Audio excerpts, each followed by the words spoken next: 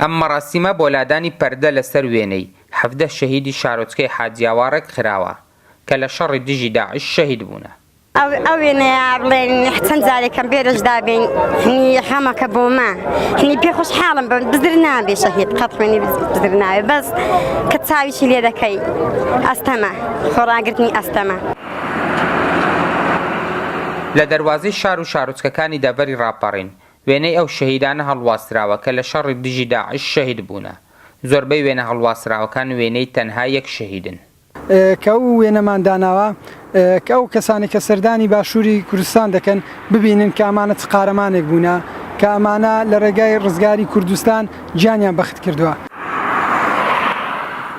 بەشێک لە کەسوکاری شەهیدان کە گرفتی داراییان هەیە ناتوانن وێنەی شەهیدەکانیان هەڵبواسن.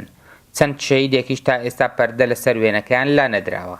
وەک کەسکاری شەهیدان داوامان لە حکومەت هێرێمی کوردستانەوەیە کە لە دەواازەکان مۆنومنتێک بە تایبەت بۆ شەهیدانە بکاتەوە کە مێژوو خەباتی ئەو شەهیدانە دەرکەوێ.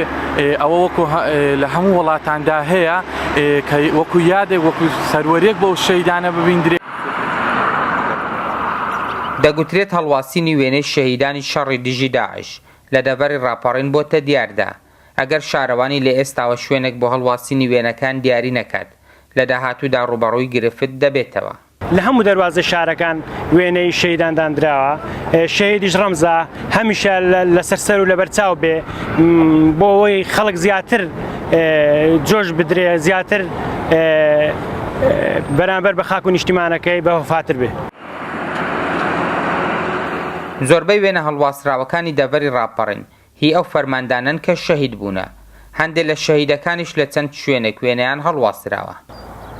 لە شەڕی دژی داعش 93 پێشمەرگەی خەڵکی دەڤەری ڕاپەڕین شەهید بوونە. بەشێکی ئەم شەهیدانە وێنەکانیان لە دەروازەی شار و شارۆچکەکانی دەڤەرەکە هەڵواسراوە. خەرجی هەڵواسینی وێنەی زۆربەی شەهیدەکانیش لەسەر ئەرکی کەسوکاری شەهیدان بووە. فەرمانچۆمانی ڕوودا و ڕاپەڕین.